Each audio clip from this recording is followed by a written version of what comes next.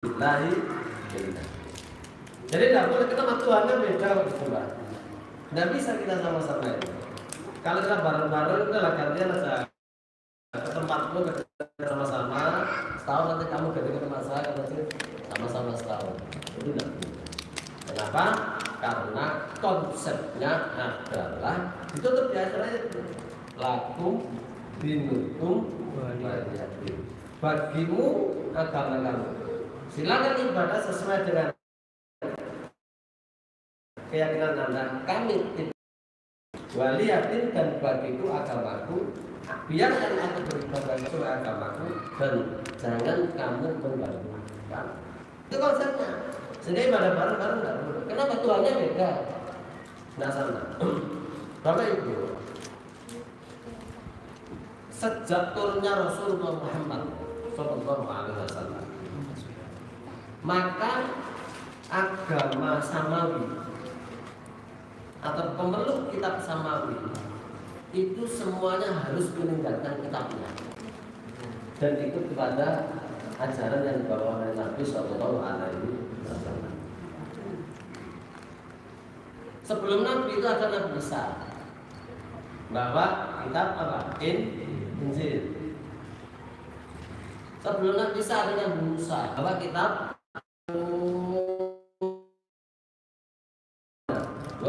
itu. Tapi kalau aku diutus hanya untuk kaumku. Wabu itu ilan nas, itu diutus untuk semua umat manusia.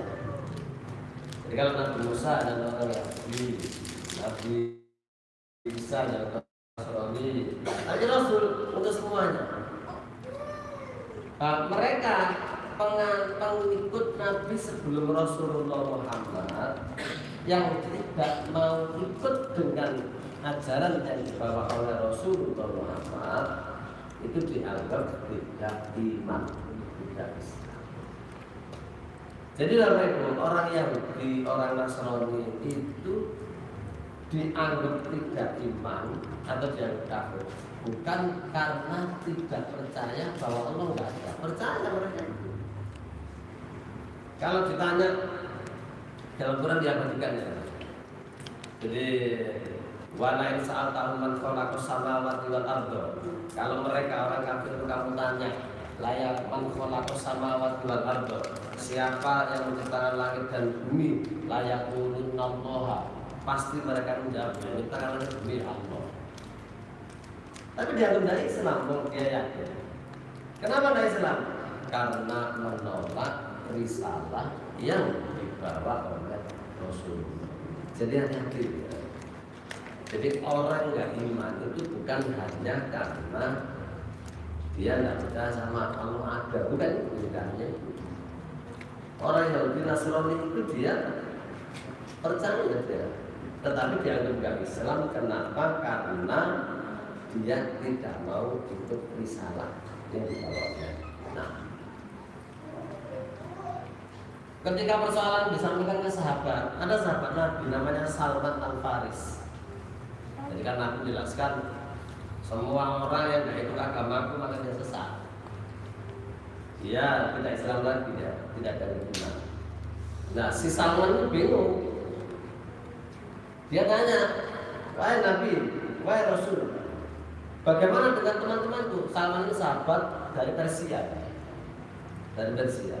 Faris. Bagaimana dengan teman-temanku yang dulu dia itu mengimani Taurat, mengimani Injil, menjalankan isi Taurat, menjalankan isinya Injil? Bagaimana nasib mereka nanti kalau kamu sekarang bersabda seperti ini?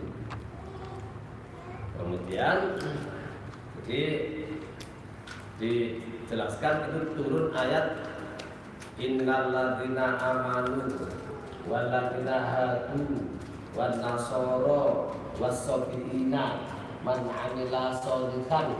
Jadi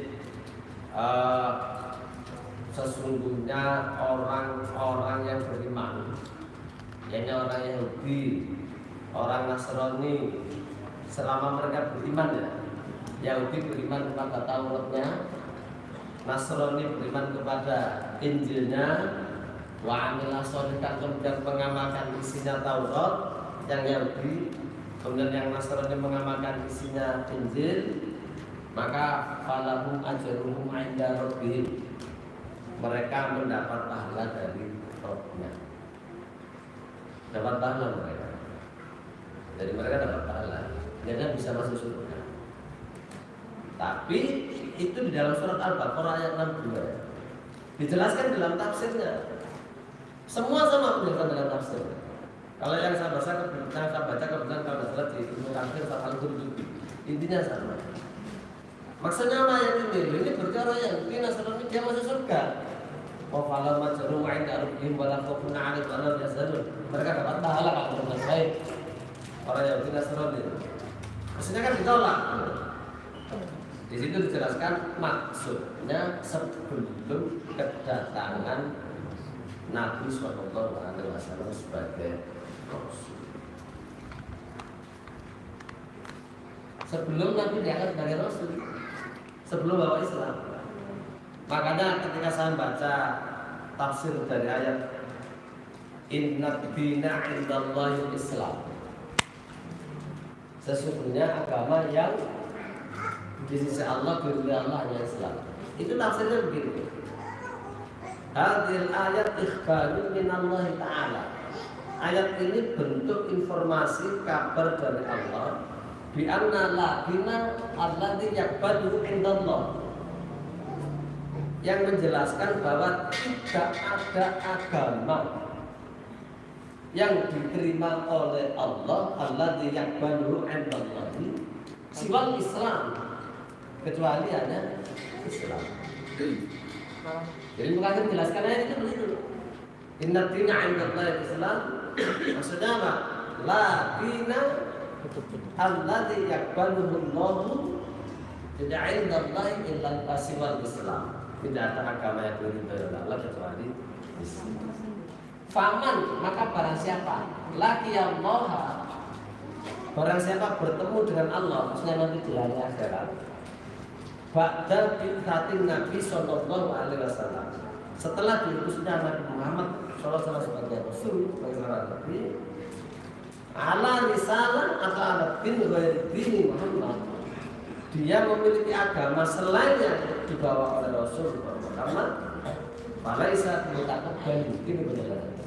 Maka semuanya akan tertolak.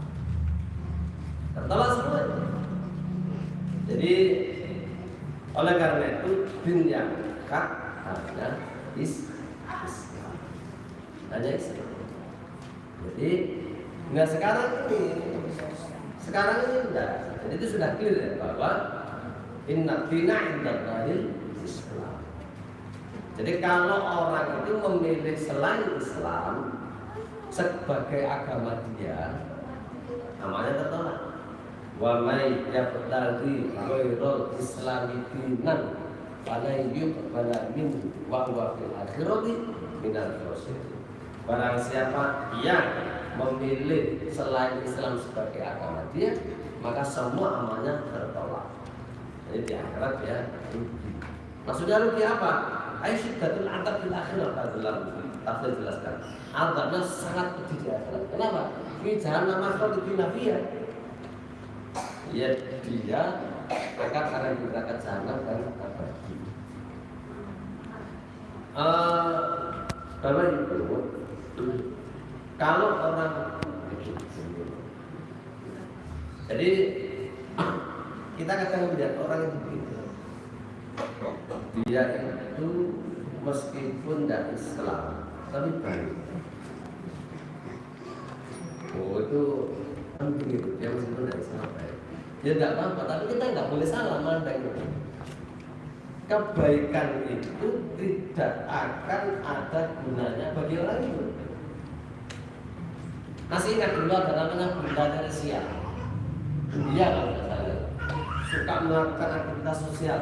Terkenal diekspos oleh berita dunia. Kalau dulu kan masih dunia oleh berita ini. Sering dia melakukan aktivitas sosial. Ya kalau kita lihat itu kasihan dia. Dia berbuat baik, kasih sedekah, kasih bantuan, nolong orang yang susah, tapi tidak Islam. Kenapa kasihan? Karena amalnya tertolak. Ya gimana mau dia tidak percaya dengan surga, tidak percaya dengan neraka, pahala, siksa? Dia beramal karena apa? Tidak bisa. Jadi makanya kita tidak boleh salah memandang sesuatu. Harus dipandang dengan kacamata Islam. Nah sekarang ini dikabulkan. Kalau cari pemimpin, justru dia tidak Islam apa-apa lah yang lebih baik. Kadang-kadang orang masih Islam bisa tahu. Ini bahaya. Itu mengaburkan akidah. Pertama ya Islam dulu tidak bisa. Harus Islam dulu. Kalau tidak Islam bahaya. Harus Islam. Kenapa? Sebaik apapun kalau dia cuma Muslim kasihan. Meskipun dia baik.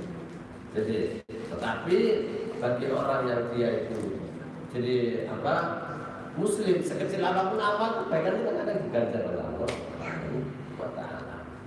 Jadi Bapak Ibu sekalian, meskipun itu semua sudah clear, tetapi sekarang itu ada upaya untuk tasydid, untuk meragukan umat Islam bahwa al-Islam wa dinul haq al-wahdah, hanya Islam saja agama yang hak. Itu dicoba diragukan dengan apa? Menebar virus yang namanya sinkretisme. Apa sinkretisme itu? Semua agama itu benar, caranya saja yang beda-beda. Tapi benar mereka. Ada yang menyembah patung dia. Kalau Islam kan tidak menyembah patung, tidak menyembah Ka'bah. Misalkan itu untuk mengaburkan, padahal tidak begitu. Semua agama itu baik, caranya saja ya beda-beda. Tapi sebenarnya semua agama ini tidak boleh ya. Kenapa tidak boleh? Karena inna dina 'indallahi Islam. Agama yang diterima oleh Allah hanya Islam. Jelas itu ditafsirkan la dina alladzi yaqbaluhu 'indallahi siwal Islam. Tidak ada agama satu pun yang bisa diterima oleh Allah kecuali hanya Islam. Sehingga ide yang namanya sinkretisme itu batil, salah. Kenapa salah? Bertentangan dengan Quran. Al-Quran jelaskan inna dina 'indallahi Islam. Agamanya kan yang benar hanya Islam, yang lainnya tidak ada. Sehingga kalau ada orang siapapun dia, kalau dia membawa semua agama itu baik, hanya caranya yang beda-beda, bahaya, tidak boleh diterima. Kalau diterima, itu bisa menunjukkan riddah. Kalau kita nanti baca dalam bab riddah, bab tentang yang menyebabkan perkara yang menyebabkan orang bisa keluar dari Islam. Itu apa? Tadi. Jadi apa diantaranya adalah menganggap agama selain agama satu agama yang hak. Itu bisa keluar dari Islam. Tidak boleh. Orang itu kalau tidak keluar dari Islam, akidahnya hilang. Dampaknya itu dunia akhirat. Kalau di dunia ya, satu, dia tidak boleh dinikahi, murtad. Kedua, orang Islam tidak boleh nikah sama dia. Kedua, dia tidak boleh dapat warisan. Ada orang tua punya anak, orang tua Islam, anaknya pindah ke Islam, itu tidak boleh dapat warisan kalau dia mewaris Islam. Tidak boleh dapat waris. Ketiga, tidak boleh dimandikan. Dia dimandikan orang lain. Tidak boleh di makamnya orang Islam. Tidak boleh disalatkan. Itu kalau penjelasan dari kitab Kifatul Akhir begitu. Itu baru dunia. Jadi kalau orang itu dia lepas Islamnya, itu tidak hanya sekedar KTP-nya berganti dari Islam menjadi non-Muslim, tidak. Oh banyak rentetan hukum itu. Ya di antaranya tidak boleh dinikahi, tidak boleh dapat waris, tidak boleh dimandikan, tidak boleh disolatin, tidak boleh dimakan campur dengan orang Islam. Dampaknya itu banyak. Dampaknya itu baru dunia. Di akhirat bagaimana? di akhirat ya finali jahannam khalidina fiha. Di neraka jahanam selamanya. Jadi selamanya. Kalau orang Islam itu udah orang Islam karena Maha Rahman Rahimnya Allah, orang kalau Islam meskipun pernah berbuat maksiat, dia dihukum. Tapi keimanan dia itu kelak akan suatu saat akan diangkat oleh Allah dari neraka dan dipindah ke surga. Kalau masih punya iman. Makanya saya sampaikan kalau ada orang melihat orang meninggal dulu Islam dan dia murtad dan meninggal dalam kondisi yang murtad, dari Islam, saya apa? Ini lu rindu, masya Allah, dulu Islam. Jadi karena dampaknya tadi, saya tidak bisa membayangkan kejahatnya. Itu kan dampak tadi ya, tidak boleh dinikahi. Makanya kalau ada suami istri, kemudian suaminya, nah bila murtad, suaminya tidak agama, maka ini akadnya ini buyar. Auto cerai. Iya. Jadi akad nikah itu kan ada ijab, ada kabul ya. Ijab itu pernyataan menyerahkan, saya nikahkan Anda dengan anak saya itu ijab. Dan kabul itu menerima, saya terima nikahnya. Kalau sudah diucapkan ijab, kemudian dijawab dengan kabul, maka terbukti ikatan. Klub ini sudah apa? Lah ini tidak selamanya ini bisa pecah ini. Ikatan akad nikah kan, akad nikah kan ikatan nikah. Ini bisa putus. Kapan? Banyak sebabnya. Di antaranya, sebabnya kan misalkan salah satu pasangan gila, bisa lepas, atau misalkan suami murtad, itu ikat yang sudah terbentuk tadi ada ijab dan putus dia. Sehingga kalau hubungan suami istri tidak sah, tidak zina, tidak boleh. Kenapa? Karena sudah murtad si suaminya tadi. Jadi dampaknya begitu, pindah agama itu. Tidak hanya pindah KTP. Namun lain tidak itu terjadi. Nah sekarang ini ada upaya untuk mengambilkan bahwa hadil hak wal Islam wahdah, agamanya hanya Islam saja, itu dikabulkan. Apa kepentingan mereka mengaburkan? Satu, di Quran dijelaskan begitu kan? La yazaluna yuqatilunakum hatta yaruddukum an dinikum. La yazaluna itu kalau dalam bahasa Arab namanya yufidu ma'na istimrar. Jadi kalau terjemahkan satu-satu tidak bisa. Tapi la yazalu itu artinya dan mereka akan terus menerus. Apa? Yuqatilunakum. Mereka terus berusaha memerangi orang Islam hatta yaruddukum an dinikum satu. Kapan berhenti? Kalau kamu sudah pindah dari Islam. Baru berhenti. Itu dikabarkan oleh Allah sejak awal. Antara orang kaya untuk walan nasor. Jadi orang yang sudah pindahkan kepada hatta tatabi'ah millata sampai kita menuju agama. Jadi sudah penjelasan dari Allah gitu. Sehingga kita ini yang harus memperkuat iman kita dengan cara apa? Dengan ngaji. Kalau dengan ngaji tidak bisa. Jadi apa kepentingan mereka menjauhkan umat dari Islam? Umat Islam itu ya. Kata Nabi, para pemimpin Muhammadiyah lantas itu main tanah satu juga kita perlu asal. Kalau kamu berpegang jiwa ini, tidak mungkin kesasar, tidak mungkin rusak, tidak mungkin hina. Selama berpegang sama Quran dan Sunnah, umat Islamnya harus dijauhkan dari Quran dan Sunnah. Bagaimana caranya? Ya dilepaskan dari Islam, dibuat murtad. Kalau tidak begitu gampang untuk menenggelamkan umat Islam.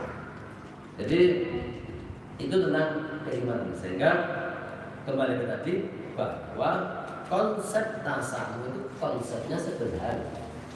Jadi lakum dinukum apa? Walian. Bahwa itu di agama lain tidak ada konsep sebagus ini. Kalau begitu, iya, tidak ada.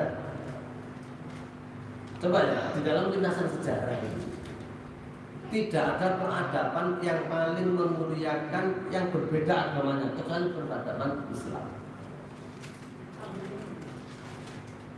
Jangan kalau tahu ketika Islam dikuasai oleh tentara Mongol atau di kawasan Eropa, misalkan daerah Spanyol, ketika Tartar masuk sana, itu orang-orang tidak mau pindah agama, mereka disembelih semua. Kalau di bukunya Ibnu Katsir itu tarikh yang penulis Ibnu Katsir itu apa Bidayah wan Nihayah atau apa lupa saya. Jadi itu jalan-jalan tergenang air, apa tergenang darah. Saking banyaknya darah orang Islam disembelih, kan tidak mau keluar dari agama. Dulu begitu. Apalagi dulu ada namanya inkuisisi ya. Inkuisisi itu semua orang ditangkap, jadi kalau tidak mati di agama dibunuh. Kaisar-kaisar Eropa begitu. Sangat kejam. Sangat kejam. Tetapi Islam tidak. Tidak ada pemeluk agama selain Islam yang bisa hidup tenang kecuali yang mayoritasnya Islam. Tapi tidak bisa dibalik. Coba negeri kita Indonesia, dari 90% Islam. Pertumbuhan tempat ibadah, data dari Kemenang itu non Muslim, Kristen itu pertumbuhan tempat ibadah 80%. Islam 20%. Hebat ya. Negeri mayoritas Muslim, pertumbuhan tempat ibadah cuma 20%. Tapi Kristen ini bisa 80%. Itu tidak mungkin terjadi itu kecuali di daerah yang mayoritas Islam. Kalau mayoritas Islam, orang non Muslim tinggal pasti aman. Tapi tidak sebaliknya. Dan kalau baca-baca saudara-saudara di daerah Irian Jaya, di daerah Papua, di daerah Bali, yang non Muslim ya, Bali yang Muslim kan ada daerah itu tidak maksud, tapi yang mayoritas non Muslim kasihan saudara-saudara. Diskriminasinya begitu hebat. Tidak sebagaimana di Islam. Apalagi di dalam sejarah peradaban dunia tadi, ketika tentara Tartar Mongol masuk ke daerah Eropa kawasan Islam, banyak yang sembelih karena tidak mau pindah. Tapi Islam tidak. Ketika dilihat pasar Islam Turki itu ditaklukkan di tepi semuanya sekarang itu masjid apa Hagia Sophia itu kan dulu gereja. Itu dulu Muhammad Al-Fatih di sana memberikan pengumuman surat bahwa akan melindungi apa istilahnya kalau sekarang uskup agung yang diangkat. Jangan diganggu. Dia ada dalam perlindungan kami, jangan diganggu. Kalau kalian masuk Islam silakan kalian terima. Tetapi kalau kalian tetap di agama kalian silakan kalian tetap di agama kalian. Dibiarkan. Sehingga ada seorang orientalis ya, orientalis itu belajar Islam tapi untuk merusak Islam. Itu dia kaget ketika belajar Islam. Kepinginnya itu ingin merusak Islam. Dia ingin lihat tentang bagaimana Islam menyikapi orang yang non-Muslim di daerah. Will Durant, Dewi Arnold itu nulis buku History of Civilization, sejarah peradaban dunia. Dia kaget dia. Tidak ada peradaban yang seagung, semulia peradaban Islam di dalam menghormati pemeluk agama yang berbeda. Hanya Islam yang paling mulia. Ini orang non-Muslim yang bilang sangat menghargai Islam. Jadi apa si Will Durant itu. Demikian pula si apa tadi apa Will Durant sama dua orang ini dia tulis buku itu bagus. Itu juga begitu. Nyampaikan tidak ada peradaban yang agung selain dari Islam dalam hal menghormati pemeluk agama. Tetapi ketika Islam itu masuk, sekarang kan ada orang membuat opini black campaign, opini jahat. Nanti kalau Islam itu dipakai dengan rumah bahaya, itu negara Indonesia Timur itu bisa lepas dari itu. Mereka bisa berkata, padahal tidak fakta dalam sejarah tidak begitu. Orang-orang penduduk Eropa ya, ketika kaum muslimin kalah kemudian harus meninggalkan daerah Eropa Timur, itu mereka menangis. Mereka tidak mau ditinggal oleh penguasa-penguasa muslim. Kenapa? Karena tidak pernah mereka mendapatkan perlindungan yang demikian mulia, bersikap yang demikian mulia, kecuali hanya ketika daerah mereka dikuasai oleh penguasa muslim. Ketika dulu kaisar-kaisar dari Eropa itu tidak muslim, mereka sangat jahat. Berlaku namanya inkuisisi. Inkuisisi itu pengadilan penangkapan orang semaunya sendiri tanpa ada proses pengadilan, langsung dihukum dia. Ketika tidak mau pindah agama. Itu dulu. Sehingga ketika mereka kaum muslim kalah itu mereka sangat berat untuk ditinggal oleh penguasa-penguasa muslim. Itu dalam realitas sejarah. Sehingga kalau ada bilang nanti kalau Indonesia itu berlaku nanti daerahnya akan pecah, itu black campaign, propaganda jahat agar orang takut dengan Islam. Padahal faktanya secara konsep tidak begitu. Konsepnya kan apa? La ikraha fiddin. Tidak boleh ada paksaan. La ikraha fiddin kan dalam bahasa jelaskan la ijbaro. Dia hakim lidukhul fiddin Islam. Tidak boleh ada paksaan orang masuk Islam. Jelas konsepnya. Man ada dimiyan fakot adani. Orang siapa mengganggu orang non muslimnya hidup bareng dengan orang Islam, fakot adani, maka sungguh dia menghadapi menyakiti aku, maksudnya Rasul. Dan kalau dia menyakiti aku nanti kelak dia akan berhadapan dengan aku sebagai musuhnya di yaumul akhirat. Itu jaminan Islam. Secara konsep begitu. Secara fakta juga begitu. Sebagaimana tadi dikatakan oleh Wildur Ebi Arnold, bahwa tidak ada peradaban dunia kecuali peradaban Islam dalam hal menghormati umat beragama selain Islam. Ini konsep jelas, sejarah juga jelas.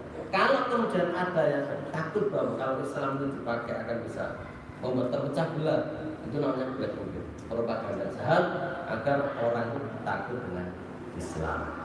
Bapak Ibu, mungkin itu ya, masih ada waktu sekitar 5 sampai 10 menit untuk kita diskusi. Barangkali dari apa yang saya sampaikan ada yang ingin kita diskusikan. Monggo. Ustaz, Silakan. Ustaz. Ya. Saya tuh punya temennya temen gitu ya. Jadi dia itu Teman-teman, ya. awalnya tuh Katolik, terus pindah ke Islam kan. Iya. Terus pindah lagi ke Katolik lagi. Ya. Pindah lagi ke Islam. Kemarin pas paus ke sini, dia pindah lagi Ustaz, ke Katolik. Kalau suatu saat dia memang kan pas pindah ke agama Islam memang nggak didampingi, memang dicul-culan aja gitu. Nah kalau semuanya nanti Ya, waktu masuk Islam iya gimana? apa Waktu masuk Islam prosesnya gimana? ya di masjid Ustaz. Apa? Di masjid gitu. Di masjid. Terus dapat sertifikat kan. Nah setelah itu tapi nggak ada pendampingan kan? Iya. Nah pas paus kemarin kesini dia itu nganu Ustaz, balik lagi ke Katolik. Nah kalau satu saat dia itu mau balik ke Islam lagi, apakah bisa? Jadi kita bicara fikih dulu ya, kita bicara fikih. Kalau dalam fikih, saya baca dalam kitab Kifayatul Akhyar, fikih madzhab Syafi'iyah. Waktu itu berbicara tentang yang saya baca hukum tariki sholat, hukum orang meninggalkan sholat. Saya menjelaskan begini, orang itu kalau meninggalkan sholat ada dua. Kalau sebabnya malas, maka dia diberikan sanksi, takzir namanya. Takzir itu tergantung kepala negara. Kalau dalam Islam namanya khalifah, tadi dicambuk atau entah itu dipukul ke siapa, pokoknya takzir, khalifah yang punya kewenangan. Kalau karena malas, tapi kalau dia itu karena menganggap bahwa sholat 5 waktu tidak wajib, jadi sholat 5 waktu tidak wajib, maka dia dianggap kufur, dianggap murtad. Nah kalau dia dianggap murtad, nah ini sama saja tadi ya, dia dianggap murtad, maka usbutiba salah yamin, dia diminta untuk bertobat. Jadi diberi waktu 3 hari untuk kembali masuk Islam. 3 hari. Kalau 3 hari nggak mau, maka di situ dijelaskan kalau tidak maka dijalankan amanah Nabi SAW, karena Nabi Muhammad membadal tinggal fakdulu. Barang siapa yang dia mengikuti agamanya berarti fakdulu, maka hukumannya adalah hukum mati, hukum bunuh. Itu kalau bicara fikih begitu. Kalau bicara fikih, jadi dihukum bunuh. Nah sekarang hukum fikih ini hukum yang itu pelaksananya kalau dilakukan disyaratkan hanya boleh negara. Ini bagian dari hudud dan bagian dari hudud ya, sanksi. Sanksi itu harus kepala negara. Nah sekarang kan tidak ada. Yang dasar siapa? Yang jadi kepala negara. Yang dasar. Sekarang tidak mau memberikan sanksi orang itu sesuai dengan hukum Islam. Kalau kita segera bisa nyampaikan. Kalau kita ngasih sanksi tidak boleh. Yang boleh siapa? Kepala negara. Jadi kepala negara itu maksudnya dia memberikan apapun produk kebijakan yang bersandar pada Islam. Itu bicara fikih. Karena itu tidak ada, makanya seperti sekarang. Jadi dalam Islam negara itu punya peran untuk mukafatul alat akidah, menjaga akidah umat. Semua informasi yang merusak akidah umat tidak boleh. Satu. Yang kedua, semua perkara yang itu bisa menyebabkan umat ridha tidak boleh dilakukan. Contoh, pada masa Abu Bakar, ketika Nabi wafat, ada beberapa orang yang mengingkari zakat. Karena zakat itu wajib. Jadi dan itu mujma'an, tidak ada perbedaan tentang itu, tidak ada istilah. Disepakati bahwa hukumnya wajib bagi yang mampu. Ada yang mengingkari tidak mau zakat. Akhirnya Abu Bakar apa? Abu Bakar mengatakan kalau dia tidak mau zakat, berarti dia ingkar. Dia mengingkari ajaran Islam yang qat'i, yang sudah tidak ada ikhtilaf. Sholat wajib, zakat, puasa Ramadan, haji, ini dia wajib. Kalau ada yang mengingkari ini, maka dia tidak Islam. Sehingga Umar bin Khattab memerintahkan itu cari orang itu yang tidak mau berzakat. Setelah Nabi wafat, dia diminta tobat. Kalau tidak dia perangi, karena dianggap murtad. Itu peran pemimpin begitu, sehingga akidah umat itu terjaga. Kalau ada misalkan orang yang bahwa Nabi itu khatamul anbiya wal mursalin, ya. Jadi Nabi kan jelaskan wa annahu la nabiyya ba'di, kan, tidak ada nabi lagi setelah. Kemudian ada orang mengaku nabi. Maka itu kalau negara harus segera membersihkan itu, disuruh bertobat. Kalau enggak dia dianggap berita, dan kalau di Islam dia dulu mati. Kalau di fikih begitu, kalau di fikih. Sehingga umat terjaga akidahnya. Sekarang enggak. Coba sekarang itu Mirza Ghulam Ahmad, ya, bebas juga. Orang mengaku nabi bebas, orang dapat mujizat bebas, tidak berkeliaran. Jadi apa? Maksudnya dalam Islam enggak boleh. Jadi ya ada namanya penistaan agama itu, ya. Jadi apa? Undang-undangnya ada kalau itu. Jadi kalau kemudian dia bertobat bagaimana? Mestinya ketika dia Islam, itu si ustadznya menjelaskan. Kalau nggak jelaskan tidak boleh. Sertifikat itu tidak ada gunanya, sertifikat itu tidak ada gunanya. Dijelaskan, Bapak, Ibu, kalau masuk Islam, ya, oke, masuk Islam, dijelaskan. Jadi Imam Nawawi jelaskan begini. Kalau ada orang non-Muslim, dia mengucapkan 2 kalimat syahadat, itu kan masuk Islam. Dia mengakui tidak ada Tuhan selain Allah dan Muhammad adalah Rasul Allah. Tapi tidak hanya cukup kalau orang yang murtad tadi itu, ya. Tidak hanya cukup mengucapkan 2 kalimat syahadat, tetapi dia juga harus menghilangkan sesuatu yang menyebabkan dia murtad dulu. Misal, dia itu meyakini keyakinan Trinitas. Kan dia kan pindah ke Katolik. Jadi dia meyakini berarti apa, Tuhan itu punya anak, Tuhan Bapa dan seterusnya itu. Jadi dia tidak cukup hanya mengucapkan kalimat syahadat, tidak cukup. Tetapi keyakinan yang kemarin menyebabkan dia murtad, bahwa Trinitas itu ada Tuhan punya anak, ada Tuhan punya Bapa, itu juga harus dihapus. Kalau itu tidak dihapus, meskipun dia sudah mengucapkan 2 kalimat syahadat, belum dianggap Islam. Belum dianggap Islam. Jadi apalagi seperti tadi itu tidak akan terjadi kalau seperti itu. Jadi walhasil, Bapak Ibu, kalau misal di sini ada yang misalnya mau masuk Islam, jadi nanti mungkin siapa dari Pancasila yang mau Islamkan itu, jadi kan harus kasih tahu, memberitahu orang itu, Bu, Islam itu begini. Islam meyakini bahwa la ilaha illallah, maksudnya apa? La ma'budu bihaqqin fil wujudi illallah. Tidak ada yang disembah satu pun kecuali Allah. Harus dijelaskan. Nanti dia sholat, nanti dia apa, ngaji, dia di masjid, tapi dia masih kok misalkan kemana Joko Dolok itu, apa tahu ya Joko Dolok ya? Jadi masih ke sana, masih ke Gunung Kawi. Itu kan perusahaan akidah dia.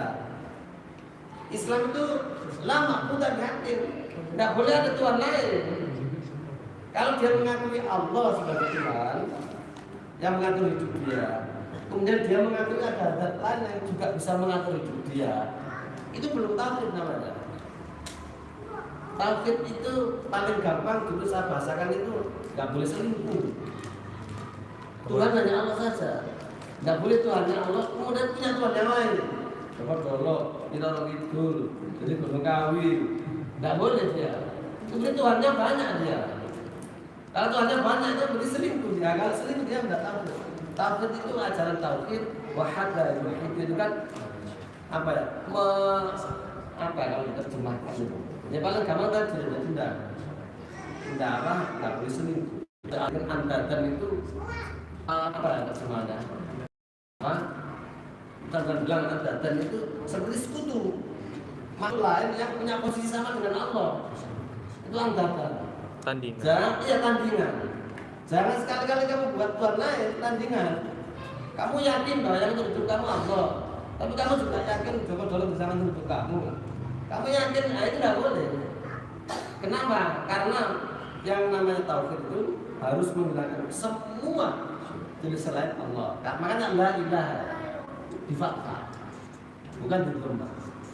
Kalau saya bilang la rajulu fil masjid di dhamma, la rajulu fil masjid, tidak ada orang di masjid ini. Itu mungkin maksudnya tidak ada satu, tidak ada dua. Ya ada anak kecil, ada ibu, misalkan. Masih ada orang sebenarnya. Tidak orangnya sedikit. Tapi kalau saya bilang la rajula di fathah, beda. Tidak ada orang, anak-anak tidak ada, bapak tidak ada, ibu tidak ada, anak kecil tidak ada. Sepi kosong itu kalau di fathah. Syahadat kita itu kan la ilaha. Tidak boleh ada dua. Satu pun tidak boleh dia. Harus hilang semua. Karena lamnya dalam bahasa namanya lam nafiatul jinsi, lam yang menghilangkan semua jenis yang ada di setelah lain apa hilang. Kesembahan tidak boleh ada semua. Meskipun satu tidak boleh. Illallah yang boleh ada hanya satu, siapa? Allah saja yang boleh. Nah itu tahu. Nah itu ketika ada orang yang mau masuk Islam, nanti panjenengan jelaskan. Saya pernah sekali dulu di masjid tempat saya itu, saya mengislamkan orang. Saya sampaikan, ada sebenarnya begini, kalau tidak keluar begini, kalau tidak Islam begini. Ya masalah kita. Kalau yang lainnya dia bisa apa sambil belajar. Tapi akidah itu harus dijelaskan. Harus dijelaskan. Mungkin itu ya. Jadi kalau sekarang terus gimana kalau dia masuk Islam lagi, ya kita tidak bisa berbuat apa-apa. Iya, ya, karena tidak ada hukumnya di Islam juga. Kalau di Islam sudah tidak mungkin terjadi seperti itu. Membuat agama sebagai mainan. Ya, saran saya kalau antum kenal disuruh segera tobat. Sebelum nanti datang malaikat apa? Pencampur nyawa. Jadi karena ketika itulah tidak ada istilah taubat. Jadi ketika malaikat sudah datang, saya sering sampaikan orang kafir itu kan menyesal kan? Orang kafir menyesal ketika mati dalam kondisi yang tidak Islam.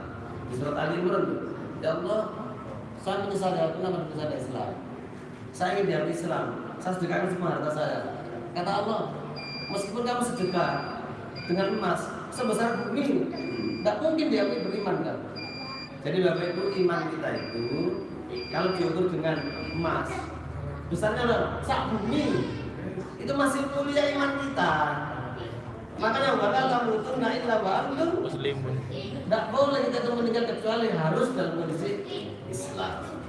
Jadi ya semoga kita semua ya apa? Allah menyenangkan kami sesuatu. Amin amin ya Allah. Kita mengaku dalam kondisi itu. Kita akhiri. Assalamualaikum warahmatullahi wabarakatuh. Waalaikumsalam.